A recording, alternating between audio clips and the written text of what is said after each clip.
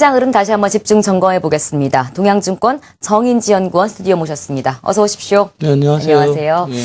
미국 얘기부터 안 해볼 수가 없어요. 또 사상 최고치 S&P 500이든 다우지수든 미국은 정말 잘 갑니다. 지표가 또 호조가 됐는데 이런 미국의 상승세는 언제까지 좀 이어질까요? 아, 글쎄요. 그걸 뭐 정답을 가지고 말씀드릴 수는 없겠지만 네. 미국이 굉장히 견조한 이유는 기술적으로 보자면 조정과 상승을 굉장히 잘 적절하게 해주고 있어요. 사실 미국이 계속 상승세를 유지하고 있다 그러긴 하지만 예. 또 단기적으로 일봉 차트 같은 거 보면은 쉴 때는 또 굉장히 오래 쉬거든요. 한 달 예. 정도도 최근에 이렇게 쭉 기다가 이제 올라가고 이랬기 때문에 그런 면에서 미국 시장이 좀 안정적이다라고 생각되고 이런 상황에서 장은 고점을 찾기가 어렵습니다. 만약에 이제 좀 그 과다하게 올라가는 이런 모습이 나타나면 뭐 과열이고 뭐 고점일 것 같다 이런 얘기 할 수가 있는데 이렇게 조정과 상승을 굉장히 안정적으로 반복해주면서 가는 장은 쉽게 말해서 잘 꺾이는 장이 아니에요. 그래서 일단은 뭐 단기 고점을 찾는 수준 정도에서 이제 고점을 좀 얘기를 해봐야 되지 않겠냐 이렇게 생각이 되고요. 네. 주봉 차트 보시면서 이제 좀 천천히 말씀드리면 예. 제가 뭐 처음에 이 1525포인트 부분에 있는 이 채널 상단선을 돌파를 하고 예. 이 새로운 채널 중심으로 이제 상승 구조가 진행이 되는데 요 이제 강화된 채널이라고 그러죠. 요 네. 상단선 부분에 근접을 했어요. 그래서 주봉을 보니까 아주 조금밖에 폭이 안 되는 것 같긴 하지만 대략 한 1600, 한 10에서 20포인트 정도가 되거든요. 예. 시점에 따라 조금씩 달라지기 때문에. 그렇게 보면 지금부터 뭐 한 15포인트, 한 20포인트 정도 오른다고 생각하니까 1.5% 정도는 뭐 단기적인 상승률이 있지 않겠냐 이렇게 생각이 되고요. 일봉 차트 보시면 조금 더 이제 폭이 보이죠. 여기서 네, 1900 네. 이제 10에서 20 정도. 요 이제 채널 상단선 정도까지.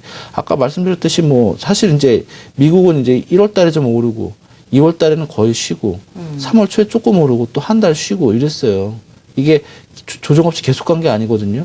그러니까 지금도 이 상승 기간을 해봐야 이렇게 봐도 뭐 그저 한 일주일 네. 정도? 네.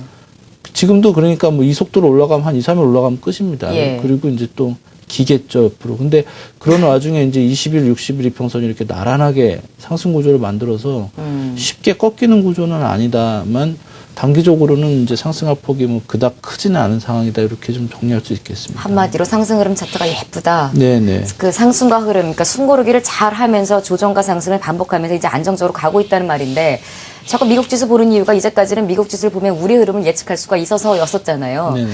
요즘 같으면 진짜 한숨이 나와요. 코스피 지수는 지금 기술적으로 어떻습니까? 예. 안 좋죠. 안 좋다고 말씀드릴 수밖에 없는데 좀 죄송한 말씀이지만 저는 사실 작년 11월부터 네. 장이 계속 이제 횡보 끝나고 올 보면은 진짜 뭐 큰 상승이 나올 거다 이런 말씀 드렸었고 지난번에 나왔을 때도 이제 4월 달부터는 간다 이렇게 말씀드렸는데 4월 시작하자마자 계속 빠졌어요. 예. 그래서 좀 죄송스럽게 생각은 하는데 사실 이제 기술적 분석에서는 차트의 중요한 분기점이 변하면은 네. 뷰 자체가 완전히 180도로 바뀌는 그런 시점들이 있거든요. 예. 그 시점이 아마 4월 초에 나타나지 않았나 생각이 되고요. 좀 체계적으로 설명드리겠습니다. 예. 제 60주 이평선을 이탈하는 폭이 계속 작아져 왔어요. 작년부터. 그래가지고 작년 5월 달에는 뭐 석 달, 11월 달에는 한 달, 그리고 올해 2월 달에는 뭐 바로 지지받고. 예. 그래서 이제 여기서 이제 20주 이평선이 지지가 되면 이렇게 저점 높이다가 이제 추세로 곧 4월 달부터 나지 않겠냐. 이게 기존의 예상이었는데 이번에 60주 이평선 이탈하는 폭이 커졌습니다. 이게 무슨 얘기냐면 매수세가 이렇게 강화되다가 약화되는 예. 그런 구조로 진행이 됐다 볼 수 있고 이게 일종의 이렇게 보면 상승 쐐기형이라고 볼 수도 있어요.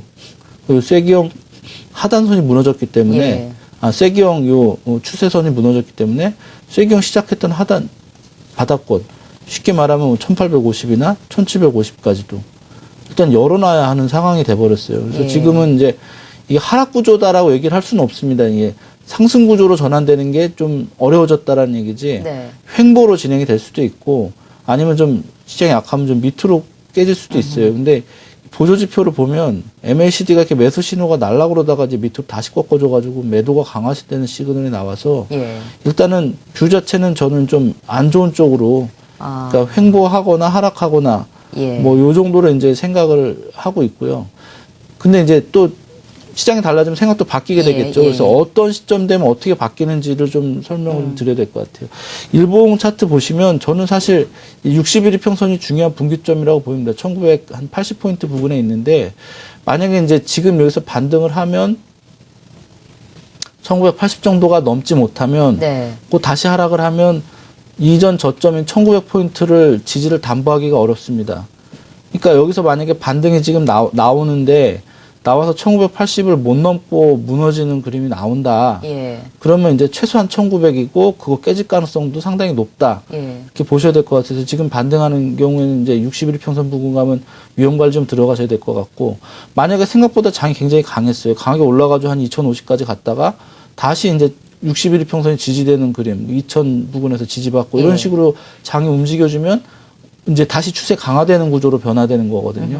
그러니까 그런 변화의 시점이 지금 굉장히 임박했다. 예. 그런 차원에서 지금은 어쨌든 굉장히 시장에 대해서 좀 민감하게 반응을 하셔야 되는 시점이고 지금 단기 상승 오늘 장중에 조정받고 있긴 하지만 어제 뭐 급등한 것 생각하면 뭐 큰 문제는 아니라고 보고요. 저는 한 1900 한 7, 80 정도까지는 분명히 가능하다고 보고 있습니다. 네. 근데 거기서 무너지면 상당히 적극적인 위험 관리가 필요하고 돌파되더라도 2000포인트 넘기 전까지는 안심할 수 없다. 다만 이제 여기서 강하게 가서 한 2050 갔다가 다시 2000포인트나 1980이 지지된 이런 모양이 나타나면 예. 제가 원래 가졌던 그런 어떤 이후에 박스 상승 돌파하고 추세 예. 상승 나는 그런 구조로 이해를 하시면 될 것 같고요. 기술적으로 상당히 지금 중요한 포인트에 와 있는 것 같습니다. 주요 업종들 흐름은 어떻습니까? 시간 관계상 좀 짧게 갈게요. 예.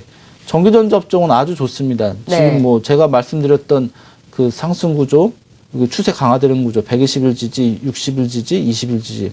네. 매수가 단기 평소로 옮겨가고 있죠. 조만간 상승 추세로 전환될 가능성이 높은데 역시 뭐 제가 말씀드린 대로 시장이 꺾어지면 아마 여기로 고점으로 확인하고 이제 무너지는 그림이 될 거고 예. 살아나면 아마 얘가 계속 주도를 할 것 같습니다.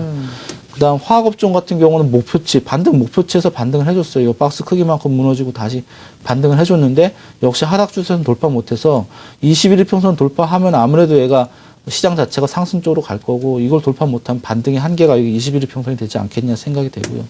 운송장비 업종도 장기 박스 하단선에서 반등을 해줘서 추가적인 반등 시도 나타날 수는 있겠지만 역시 장기 평선들이 내려올 때까지 넘지 못한다면 다시 박스로 진행이 되거나 아니면 박스 하단 다시 무너뜨릴 수도 있다 생각되고요.